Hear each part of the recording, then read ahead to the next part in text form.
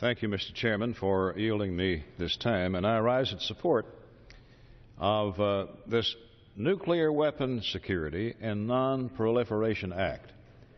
And yes, it's a narrow scope, but it's a terribly important piece of the government.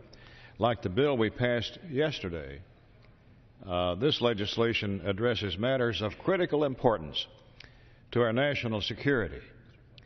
The National Nuclear Security Administration maintains our nuclear deterrents here at home, but also helps to ensure that nuclear weapons and materials don't fall into the wrong hands, those of terrorists and other enemies of our nation.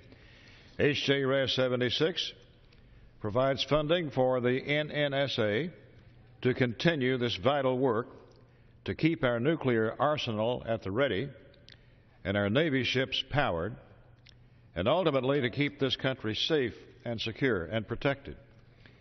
This is particularly important at a time when we face multiple threats from unpredictable nations and groups. When our government shut down, it did not also shut down nuclear power reactors, research, and testing in Iraq, Iran, or North Korea.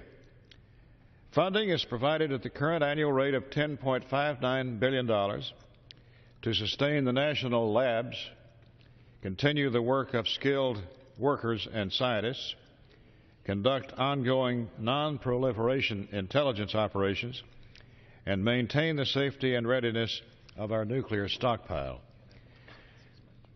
As with the prior 14 mini-CRs this House has passed in the last week, this language is essentially identical to what was included in my initial short-term continuing resolution. So this is a clean bill, Mr. Speaker, adhering to the Senate's demands in that regard.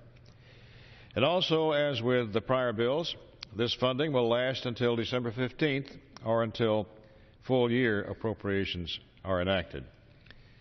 It's my hope that the latter is what happens. Our nation deserves the certainty of an adequately funded government with appropriations bills that reflect current needs but also current fiscal restraints. To achieve this, we must come together with our Senate counterparts and have a meaningful discussion that establishes a single common top-line number for discretionary spending that members of both parties and both houses of Congress can work toward. The ongoing standoffs are not productive. They aren't getting us any closer to reopening the government.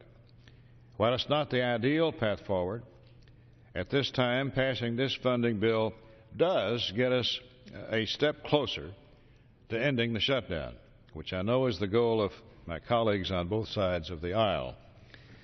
So far, this House has voted on a bipartisan basis to reopen critical government functions, including support for those who serve the country in the Department of Defense. Our nuclear security efforts are equally important to our defense and should have ongoing funding to keep the country safe and sound. So I urge my colleagues to support this bill, Mr. Speaker, and I yield back the balance of my time.